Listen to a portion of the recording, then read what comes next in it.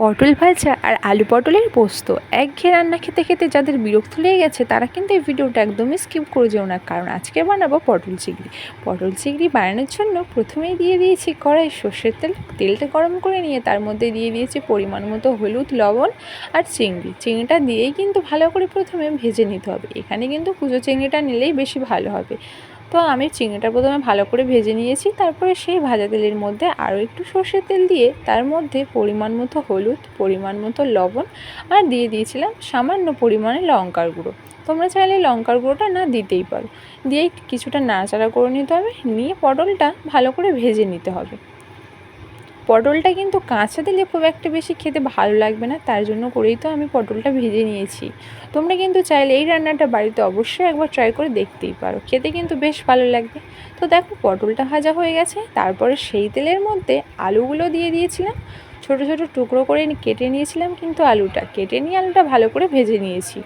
তারপরে সেই ভাজা তেলের মধ্যে আরও একটু তেল দিয়ে দিয়েছি। তেলটা গরম করে নিয়ে তার মধ্যে দিয়ে দিয়েছি পেঁয়াজ, টমেটো, কাঁচা লঙ্কা দিয়ে কিন্তু ভালো করে ভেজে নিতে হবে। ভেজে নেওয়ার পরেই দিয়ে দিয়েছি আদা বাটা আর রসুন বাটা। আমি কিন্তু সবসময় আদা আর রসুন একসঙ্গেই পেস্ট করে নিয়েই দিয়ে দিয়েছি। তার মধ্যে দিয়ে দিয়েছি পরিমাণ মতো হলুদ, পরিমাণ মতো লবণ আর সামান্য পরিমাণে লঙ্কার গুঁড়ো, সামান্য ধনিয়া গুঁড়ো দিয়ে কিন্তু সমস্ত মশলাগুলো একসঙ্গে ভালো করে কষিয়ে নিতে হবে।